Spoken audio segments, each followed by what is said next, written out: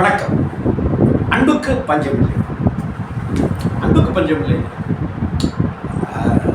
இங்கே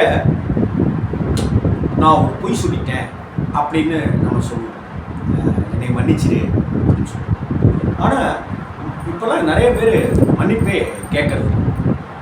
மன்னிப்பு தமிழில் எனக்கு பிடிக்காத வார்த்தை அப்படின்னு விஜயகாந்த் சார் கேப்டன் சொல்லுவார் இல்லையா?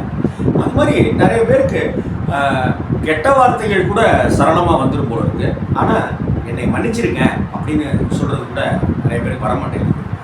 ஆனால் இந்த விஷயத்தில் நான் என் நண்பர் மானாபாஸ்கர் சொல்லுவார், ஒட்ட பிடிச்ச ரெண்டு விஷயம், பிடிச்ச ஒரு விஷயம், பிடிக்காத ஒரு விஷயம் ரெண்டுத்தையும் சொல்லிட்டுமா அப்படின்னு மானாபாஸ்கர் கேட்பார்.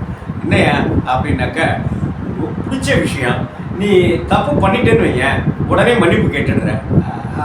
ரெண்டாவது விஷயம், வாயில் சரளமாக கெட்ட வார்த்தை வருதுயா அப்படின்னு பிடிக்காத விஷயம் அப்படின்னு சொல்லி. ஆனால் சமீப காலம்னா ஏதோ போன வாரம் ஒரு 1.25 மாதத்துக்கு முன்னாடி இல்லை, பல வருடங்களாகவே எனக்கு இந்த கெட்ட வார்த்தைகள் அப்படிங்கிறது காணாமல் போயிடுச்சு. ஏன்னா கோபம் குறைஞ்சி போயிடுச்சு. ஏன்னா கோபப்பட்டு ஒரு புண்ணியமாக ஆகுறது இல்லை அப்படின்னு தெரிஞ்சு போயிடுச்சு.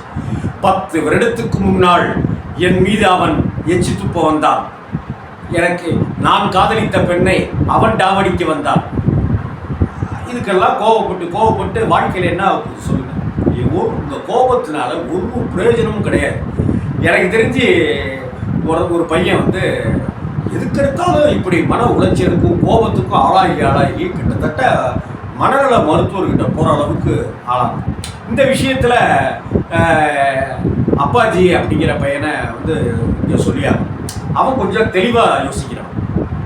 அப்படிலாம் அவன் என்ன தெரியுமா சொன்னான், 8 வருஷத்துக்கு முன்னாடி என்ன தெரியுமா சொன்னான், 5 மாதத்துக்கு முன்னாடி என்ன தெரியுமா சொன்னான் அப்படின்ட்டுலாம் அவன் அப்படிலாம் வைக்கிற ஆள் கிடையாது. அவன் ஒரு எம்காம் பட்டதாரி. அப்பாச்சிங்கிறவன் எம்காம் பட்டதாரி. கடந்த 1 வருடமாக எப்படி நான் விகடனில் இருக்கும்போது ஸ்டூடெண்ட் ரிப்போர்ட்டர்னு சொல்லி பல பேரை அவங்கள நான் எழுத வைத்து இன்னைக்கு நிறைய இடங்களில், சமீபத்தில் நான் லிங்குசாமி சார் ஆஃபீஸ்க்கு போனப்போ கூட அங்கே ஒரு ஸ்டூடெண்ட்டை பார்த்தேன். சார் நீங்கள் தான் சார் என்னை முதல்ல எழுத வச்சிங்க, சக்தி விகடனில் தான் சார் நான் நிறையா எழுதினேன் அப்படின்னு சொன்னவங்க இருக்காங்க. இது மாதிரி நிறைய பேர் சொல்கிறவங்க இருக்காங்க. நான் இதை பெருமையாக சொல்லலை, அவங்கள ஊக்குவித்த விதத்தை தான் நான் சொல்கிறேன். நான் இதனால் எனக்கு காலரெல்லாம் தூக்கி விட்டுக்கவும் இல்லை, என்கிட்ட இந்த இன்னைக்கு போட்டிருக்கிற சட்டையில் காலரும் இல்லை. அப்படிப்பட்ட ஒரு சூழ்நிலையில் இன்னைக்கு அப்பாஜிக்கு எம்காம் படிச்சுட்டு அந்த படித்த படிப்பின்படி ஒரு அக்கௌண்ட்ஸுக்கு அப்படி இப்படின்ட்டுலாம் போகாமல் வேற ஒரு வேலைக்கு போய் அந்த வேலையிலையும் அவனுக்கு சந்தோஷங்கள் கிடைக்காம வீட்டில் உட்காந்துருந்தவனை வாடான்னு சொல்லி ஒரு எடிட்டிங் எப்படி இருக்கணும், ஒரு வீடியோவை எப்படி பண்ணணும், என்ன செய்யணும் அப்படிங்கிற விதத்தெல்லாம் இந்த 1 வருஷம் கற்றுக் கொடுத்து இன்னைக்கு அப்பாஜி என்கிட்ட இல்லை. அப்பாஜி விலகி அடுத்த கட்ட வாழ்க்கையை நோக்கி அவன் போகிறாங்கிறத நினைக்கும் போது எனக்கு உண்மையிலேயே விகடனில் நான் எப்படி ஸ்டூடெண்ட் ரிப்போர்ட்டரை நான் உருவாக்கணும், அதே போல் என்னுடைய மனைவி இந்த விஷயமே தெரியாதவனுக்கு. ஆனால் என்னுடைய மனைவி தான் இன்றைக்கி கேமரா ஷூட் பண்ணுறாங்க, வீடியோ எடிட் பண்ணுறாங்க, தம்ப்நெயில் பண்ணுறாங்க, எல்லாமே பண்ணுறாங்க. கிருத்தியாவை ஒரு அரவிந்த் சுப்ரமணியன் அண்ணாவை போய் பார்த்துட்டு வா அப்படின்னாக்கா போய் பார்த்து வீடியோ எடுத்துகிட்டு வரும். ஒரு டாக்டர்கிட்ட போய் பேட்டி எடுத்துட்டு வா அப்படின்னு சொன்னாக்க டாக்டர்கிட்ட போய் பேட்டி எடுத்துட்டு வரும். ஆனால் அப்பாஜிக்கு இந்த மாதிரியான வேலைகளெல்லாம் கூட கொடுக்குறேன். கொஞ்சம் பதறக்கூடிய மனசு உள்ளவன், வெள்ளந்தி மனசு. அதனால் இன்னைக்கு அப்பாஜிங்கிற ஒரு அற்புதமானவன் இங்கேருந்து கிளம்பி அவன் இன்னைக்கு தேதிக்கு அவன் ஒரு பத்திரிக்கையில் வேலைக்கு சேர்ந்தாக்க, ஒரு இணையதளத்தில் வேலைக்கு சேர்ந்தாக்க, ஒரு யூடியூப்பில் வேலைக்கு சேர்ந்தாக்க அவனால் எடிட்டிங் பண்ணி ஒரு மிகப்பெரிய உச்சம் தொடுவான் அப்படிங்கிற நம்பிக்கை எனக்கு இருக்குது. ஏன்னா அந்த அளவுக்கு அவனை நான் மோட்டிவேட் பண்ணியிருக்கேன், அந்த அளவுக்கு நிறைய விஷயங்களை கற்றுக் கொடுத்துருக்கேன், அந்த அளவுக்கு அவன் கூட நிறைய உரையாடி நான் கலைச்சி போகலை, அவன் டயர்டாகிருப்பான்.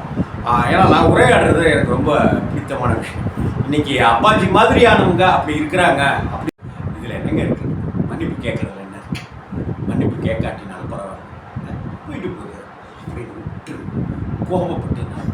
கோபப்பட்டு ஒரு புண்ணாக்கு ஆகும். ஆனால் வாழ்க்கையில் ஜெயிக்கிறதுக்கு பயணமாயிட்டு இருக்கிறாங்கல்ல, அவங்கள நம்ம வாழ்த்தி கை குலுக்கி அவங்களுக்கு நம்ம உற்சாகப்படுத்துறது தான் இந்த உலகத்தில் அன்புக்கு பஞ்சம் இல்லாத விஷயம்னு நான் நினைக்கிறேன். அதனால் இந்த உலகத்தில் அப்பாஜி மாதிரியானவர்கள் வெற்றி பெறணுங்கிறது தான் என்னுடைய அன்பு, என்னுடைய வாழ்த்து, என்னுடைய பிரார்த்தனை. அதனால் இந்த உலகத்தில் அன்புக்கு பஞ்சம் இல்லை, இல்லை, இல்லவே இல்லை.